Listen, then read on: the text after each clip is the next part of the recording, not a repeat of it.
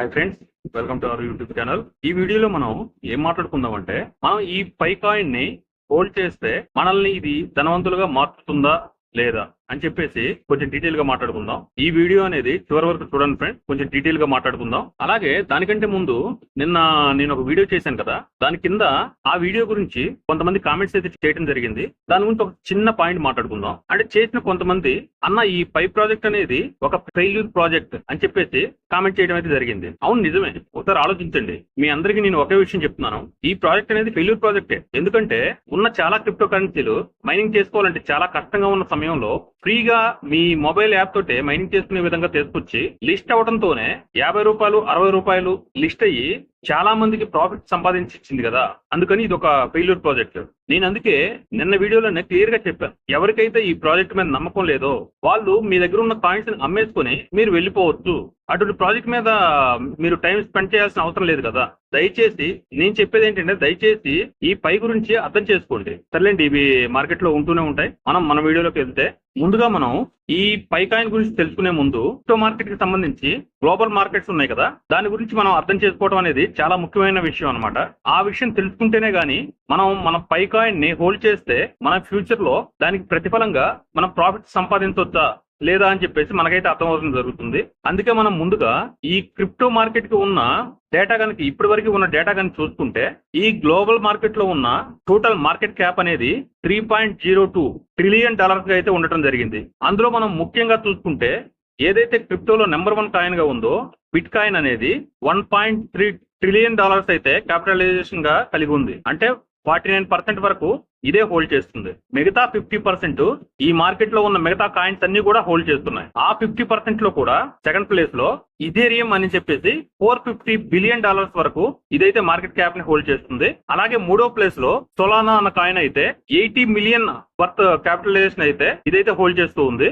అలాగే మన పై కాయిన్ కి ఉన్న క్యాపిటలైజేషన్ వచ్చేసి ఇప్పటికి $4.5 బిలియన్ గా అయితే ఉండడం జరిగింది.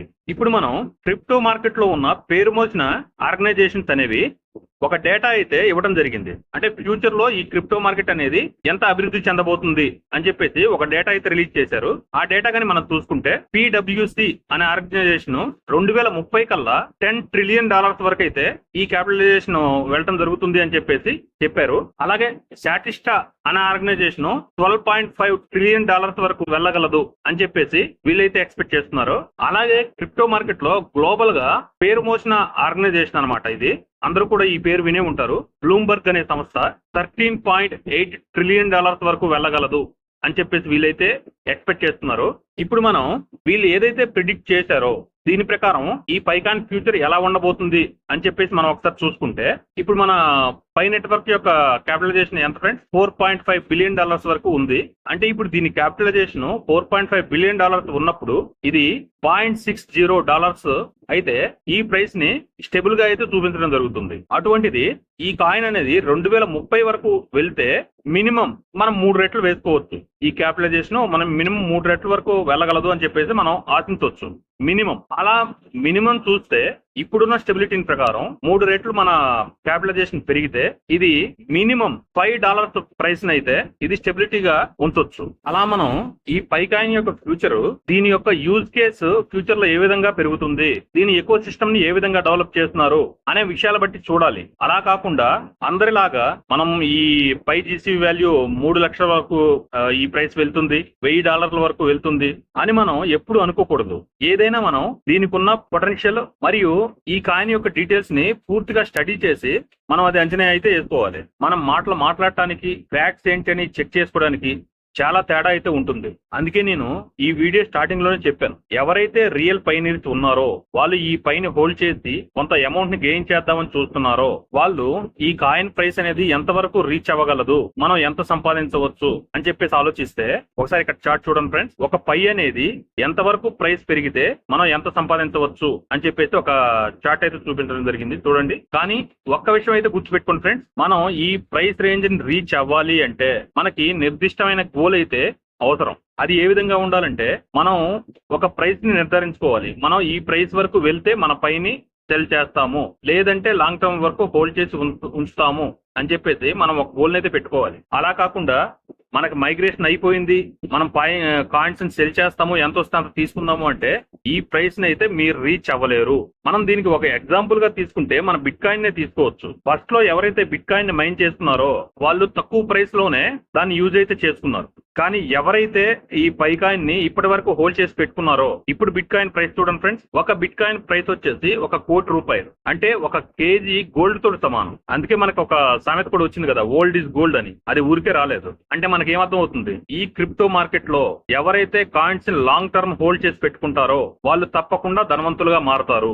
వాళ్ళకే ప్రాఫిట్స్ అనేవి చాలా ఎక్కువగా వస్తాయి. అది చాలా ఇంపార్టెంట్ విషయం ఫ్రెండ్. అలాగే ఇప్పుడున్న క్రిప్టో మార్కెట్ లో ఎక్కువగా గేమింగ్ మరియు ఏఐ టెక్నాలజీనే ఎక్కువగా అడాప్షన్ చేసుకుంటున్నారు అందరూ. ఎందుకంటే మనకి ఒక ఎకో సిస్టమ్ లో ఎంగేజ్మెంట్ అనేది చాలా అవసరం అన్నమాట.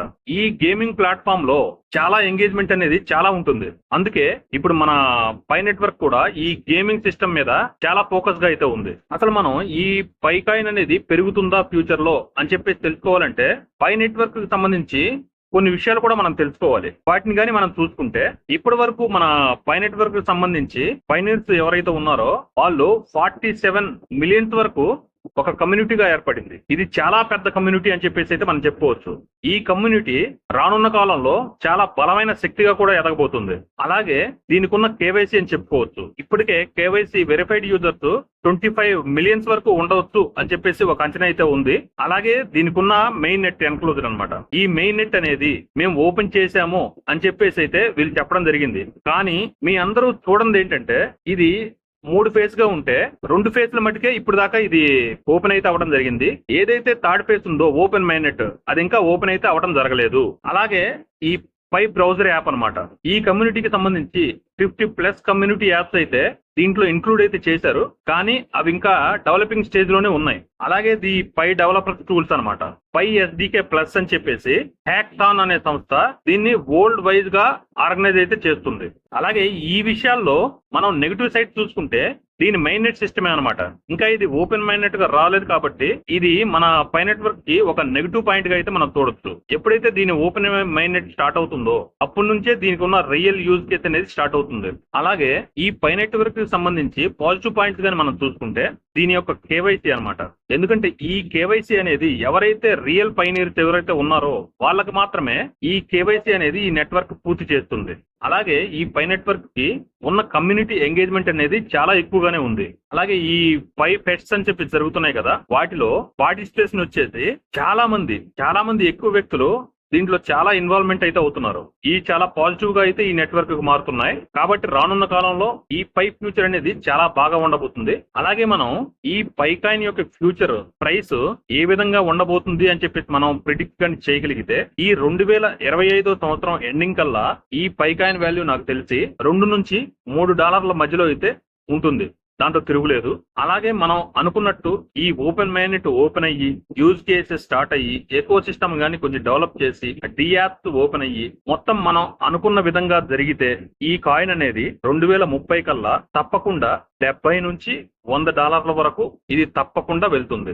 కానీ అందరు చెప్పినట్టు ఈ కాయిన్ $500 వరకు వెళ్ళిపోతుంది, $1000 వరకు వెళ్ళిపోతుంది అని చెప్పేసి నేనైతే చెప్పను ఫ్రెండ్స్. ఎందుకంటే ఈ క్రిప్టో మార్కెట్ లో అంత పొటెన్షియల్ ఉండాలి కదా, అంత క్యాపిటలైజేషన్ కూడా ఉండాలి కదా. కాబట్టి అలా ప్రిడిక్ట్ అయితే మనం చేయకూడదు. మనం ఏదన్నా డీటెయిల్ గానే మాట్లాడుకోవాలి. అలాగే మీ అందరికీ తెలుసో లేదో నాకు తెలియదు కానీ ఈ పైని మైండ్ చేసుకొని మాత్రమే పై కాయిన్ ని మనం సంపాదించవచ్చు అని చెప్పేసి అందరూ అనుకుంటున్నారా? అలాగని కాదు. మీరు పై బ్రౌజర్ ఓపెన్ చేసి దాంట్లో కూడా మనం బ్రౌజ్ చేసి ఈ కాయిన్స్ అయితే సంపాదించుకోవచ్చు. ఇప్పుడు ఫర్ ఎగ్జాంపుల్ మనం గూగుల్ క్రోమ్ ఉంది అంటే అది ఒక బ్రౌజరే కదా, దాంట్లో మనం ఏదో ఒకటి ఓపెన్ చేసి మనం చూస్తాం కదా. అలా చేస్తే మనకు వచ్చే బెనిఫిట్ ఏమి ఉండదు. కానీ మీరు పై బ్రౌజర్ ఓపెన్ చేసి మనం ఈ గూగుల్ క్రోమ్ లో ఏదైతే చూస్తున్నామో అలాగే పై బ్రౌజర్ లో కూడా సెర్చ్ చేసి చూస్తే దానికి బదులుగా మనకు కొన్ని పాయింట్స్ అయితే వస్తాయి. ఆ పాయింట్స్ కూడా మనం పై కాయిన్స్ గా అయితే కన్వర్ట్ చేసుకోవచ్చు. ఇది ఎంతవరకు తెలుసో నాకు తెలియదు. అలా కూడా మనం పైని సంపాదించుకోవడానికి ఛాన్స్ ఉంది.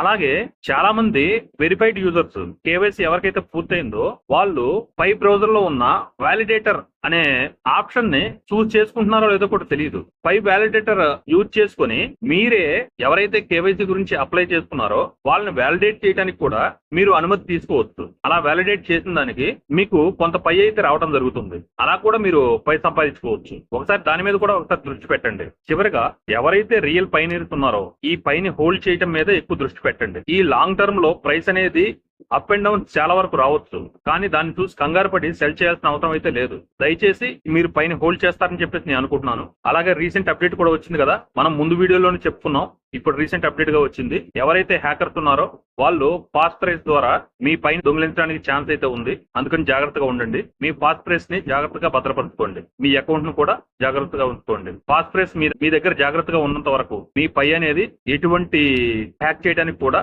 వీలవ్వదు. దయచేసి ఈ విషయం గుర్తుంచుకోండి. నేను చెప్పిన ఈ విషయాలు కానీ మీకు నచ్చాయి అనుకుంటే ఒక లైక్ అయితే చేయండి. లేదు నచ్చలేదు అంటే ఎందుకు నచ్చలేదో కూడా కామెంట్ సెక్షన్ లో తెలియజేయండి. ఈ పై మీద మీకు ఏదైనా డౌట్ ఉంటే నాకు కామెంట్ రూపంలో తెలియజేయండి. నేను తప్పకుండా రిప్లై ఇస్తాను ఫ్రెండ్. మళ్ళీ ఒక మంచి వీడియోతో మళ్ళీ కలుద్దాం. అంతవరకు థ్యాంక్ యూ.